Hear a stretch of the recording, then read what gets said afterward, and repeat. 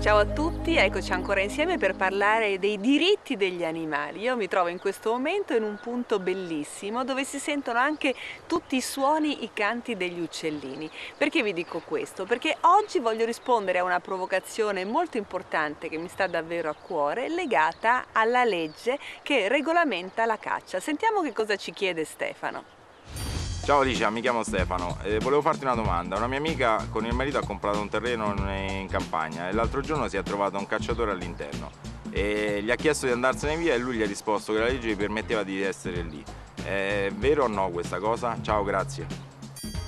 Stefano, hai ragione, in effetti le leggi che regolamentano la caccia sono molte volte complicate e non di facile comprensione. Per questa ragione oggi è venuto a trovarmi un esperto, Andrea Zanoni, grazie di essere qui. Ciao. Esperto, voglio dire, in diritti degli animali. Ecco, che ci darai anche delle risposte importanti legate a quelli che sono in questo caso però i diritti dei cacciatori di entrare nei nostri territori. Perché Stefano dice c'è modo di tutelarsi quando uno ha una proprietà?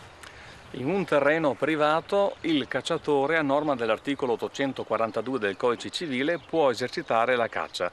Se invece siamo in presenza di giardini o di territori vicini alle case a meno di 100 metri, il divieto di caccia vige sempre, quindi in questo caso la caccia è vietata. Sì, però scusami Andrea, allora io sono ricco, facciamo un'ipotesi, o comunque magari non sono ricco ma ho la fortuna di vivere in campagna con uno spazio molto ampio, ho più di 100 metri di giardino, ho 2 ettari, non ho però i soldi per recintarli e quindi all'interno di questi 2 ettari comunque i cacciatori hanno diritto ad entrare?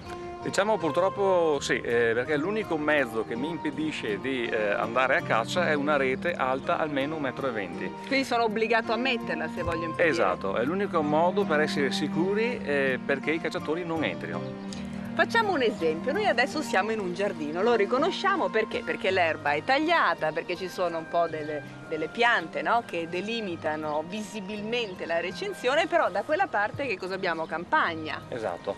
Diciamo che nel giardino, in questo giardino è sicuramente vietata la caccia, in quanto è anche domicilio dei proprietari che hanno l'abitazione. Di là della siepe siamo in aperta campagna. In quel caso il proprietario del terreno può allontanare qualsiasi persona, una persona che va in giro in bici o a raccogliere funghi o fiori, non può purtroppo allontanare un cacciatore perché sta esercitando la caccia nel suo diritto, in quanto abbiamo una norma che è unica tra l'altro in Italia, perché nel resto d'Europa non esiste, che consente ai cacciatori di entrare armati nel tuo terreno anche contro la tua volontà.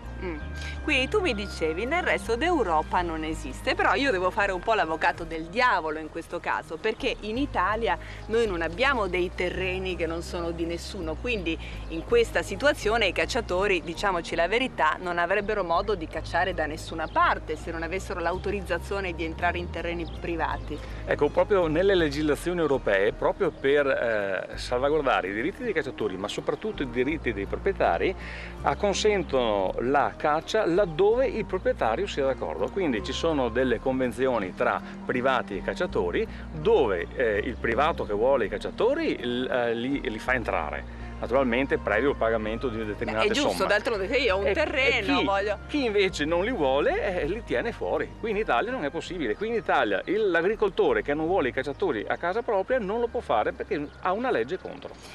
Purtroppo devi sapere, Andrea, che io ho ricevuto anche diverse volte delle mail, di lettere di persone che hanno vissuto un dramma terribile. Se fosse successo a me veramente non so come l'avrei vissuta. Cioè persone che mi hanno raccontato di gatti di proprietà che si sono ritrovati impallinati, anche uccisi perché magari giravano in giardino o poco distante dal giardino e non hanno potuto fare niente per tutelarsi, per denunciare nessuno. Perché? Perché accade spesso che i gatti vengano uccisi appunto durante delle battute di caccia e naturalmente quando vengono uccisi o feriti non c'è nessuno che si ferma adesso avviso il proprietario in seguito a questo atto, che è comunque un atto illegale perché appunto non si può sparare al gatto. Beh, certo. Il fatto è che è difficilissimo trovare i colpevoli e quindi spesso per un 99,9% la fanno franca. In Europa che cosa dice? Che cosa dice la legge riferendosi alla caccia? Perché insomma noi non è che ce la passiamo benissimo come fauna selvatica, eppure mi sembra che nel nostro paese ci sia molta apertura nei confronti della caccia. Nei confronti della caccia ci sono aperture troppo importanti, perché ci sono iniziative anche da parte di parlamentari che vogliono allungare la stagione venatoria. Poi è trasversale, no? È una cosa trasversale, purtroppo, vogliono aumentare il numero delle specie cacciabili, quando siamo in una realtà dove la legislazione italiana è una delle più permissive d'Europa. Primo, perché abbiamo delle sanzioni che sono tra le più deboli e ridicole in assoluto. Secondo, perché abbiamo un calendario venatorio molto ampio e un numero di specie cacciabili che batte praticamente quasi tutti gli altri stati d'Europa. Però la provocazione io te la devo fare. Allora, numero di specie cacciabili elevata, però è un dato di fatto che i grandi cacciatori, chiamiamoli così, molte volte vanno addirittura nei paesi dell'est perché dicono vado a caccia del lupo, vado a caccia dell'orso, animali che in Italia sono assolutamente protetti. Sì, questo è vero, in Italia ce ne sono pochissimi perché ormai noi abbiamo un ambiente molto deturpato da molti interventi umani. Vanno a caccia nell'est Europa perché ancora hanno un ambiente molto salvaguardato, hanno costruito meno, cementificato meno e automaticamente c'è anche più fauna selvatica. Va detto comunque però che nell'est Europa sparare all'allodola, sparare al merlo, sparare al fringuello o alla pepola, cose che si possono fare qui in Italia, lì nella maggior parte degli stati dell'est Europa è considerato addirittura reato e si rischia anche di andare dentro in galera. Quindi insomma il povero Stefano, che vuole dire dare delle notizie rassicuranti alla sua amica che ha comprato questo terreno in campagna, non può rassicurarla molto, diciamoci la verità. C'è un caso recente che mi accennavi prima, addirittura di una mamma che ha visto i propri piccolini in pericolo, vero? Sì, è capitato in un comune del Trevigiano dove una mamma aveva queste due gemelline nel giardino, un giardino come questo, dopo 2 minuti di averle chiamate in casa ha sentito 2 spari, è uscita e si è trovata con i pallettoni di piombo conficcati nel portoncino, quindi è mancato pochissimo perché non accadesse un dramma. Drammi che purtroppo accadono ogni anno, moltissime persone purtroppo vengono ferite nell'esercizio della caccia, ci sono incidenti di caccia anche mortali e quindi è un'attività che porta a dei rischi concreti non solo per gli stessi cacciatori ma anche per gli agricoltori e per chi in campagna ci vive. Grazie tantissimo Andrea, io voglio salutarvi con una riflessione. Ovviamente questo è un programma che si occupa di diritti degli animali, quindi di salvaguardia degli animali.